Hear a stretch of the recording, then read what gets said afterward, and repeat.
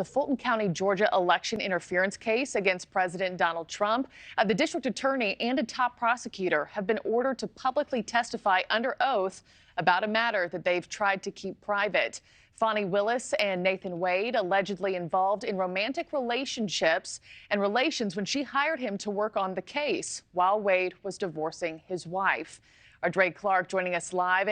Dre, let's talk timeline here. Is there any sort of timeline on when that pair is going to have to testify?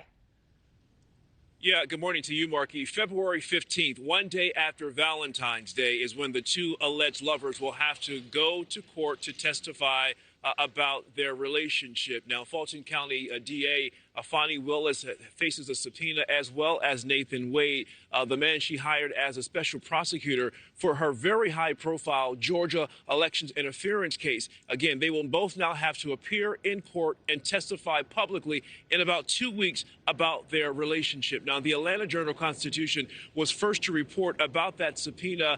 Meanwhile, several others working in Willis's office have also been subpoenaed to testify as well. A judge setting a hearing date again for February 15th for the two to answer those questions about their ties. This all stems from allegations that Willis and Wade are having an inappropriate romantic relationship.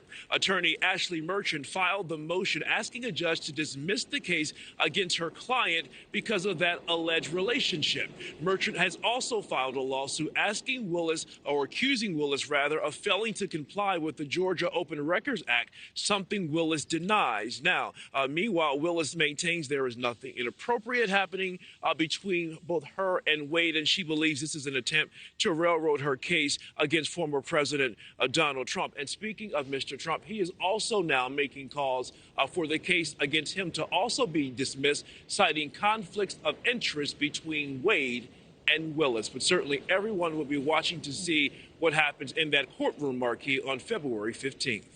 Yeah, absolutely. I think a lot of people are waiting on the edge of their seat to say what, they have to say for themselves, their relationship, and where this case goes from here. Dre, thanks so much. Thanks for watching, everybody. Go to joinnn.com to find NewsNation on your television provider. Also, don't forget to click that red subscribe button below to get more of NewsNation's fact-driven, unbiased coverage.